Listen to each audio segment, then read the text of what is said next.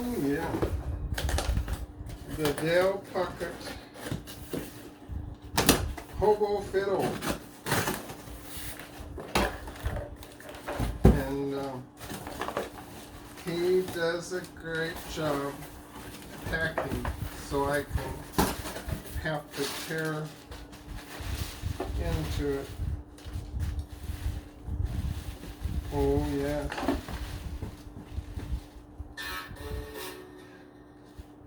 Perfect tune. A little bit perfect. You've got all kinds of little things, but this is exciting.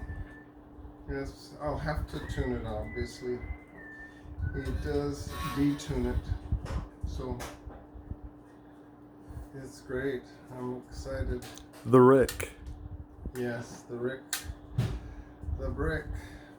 So, and it does block out the B with the bridge, but it's nice, solid wood, pretty strong wood.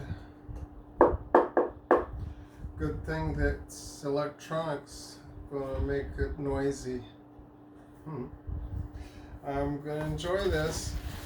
So I'll have to send you this video.